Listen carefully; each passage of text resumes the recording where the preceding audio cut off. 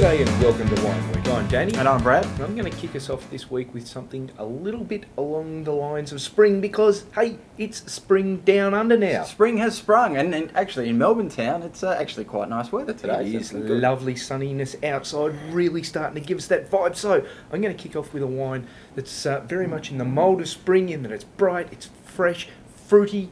And this is the Torbreck Natural Wine Project. Now, this is very odd in some regards in that there's no sulphates in there at all, nowhere in the winemaking process, nowhere in the bottle washing process. This is a wine that has a Best Buy sticker on the front of it, but is in Best Buy a date next year. Because there's no sulphates in there used to preserve the wine, this one does have a lifespan on the shelf. Now, we know there's a lot of wines that are built for drink now. This is very, very much a drink now wine, but it's really, really enjoyable.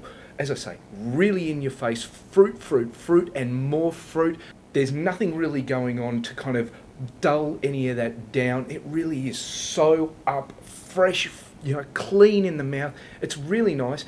You'll probably only find it at restaurants at the moment, but $8 a glass is where I saw this at Oyster on Little Burke recently.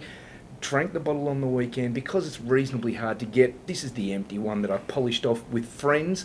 But look, it's a real ripper. If you see it out there, give it a try, something a bit different. And the guys at Torbreck, big hats off for trying something that really does just let the wine fly. Yeah, look, and Torbreck have been doing things differently to a lot of producers over the years, trying things. They're not afraid to mix it up a bit, and this is obviously one worth having a look at.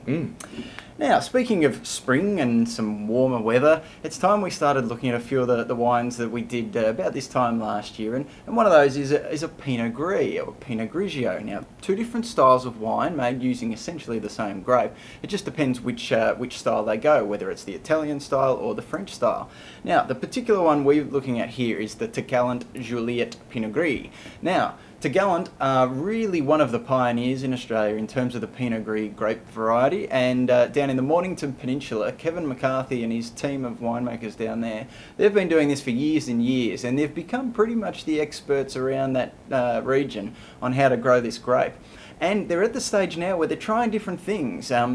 One of the good things about this one is this is one of their regulars year in, year out that is really good value for money. You can find it consistent quality each year, and look, they've got a great little outdoor little sort of area that you can eat down there, and there's nothing better. Sunday afternoon, get one of their wood-fired pizzas and a bottle of this and you'd be laughing. So the Juliet Pinot Gris, a really nice warm weather drinking white wine. It certainly is bright, fresh, not too heavy in any regard. That's a ripper. Last thing we're going to have a look at, Stefano Lubiana from Tasmania. This is the Primavera Pinot. Now, Pinot Noir, the Primavera basically does another Pinot, but this one is the young gun style. Look, Primavera means spring. Let's face it, this one is designed for that beautiful, fresh, clean style. It's not super gamey, so look, don't put it together with a huge roast meal. Put this together maybe with some spring rolls, something like that. Beautiful cherry sort of notes on it, and this $25 odd for what is a very, very good producer and a very, very good Pinot. This is absolute bargain territory. We know we talk about some kind of sub $20 Pinots being rippers. This at $25 is a bargain in and of itself. So look out for that one.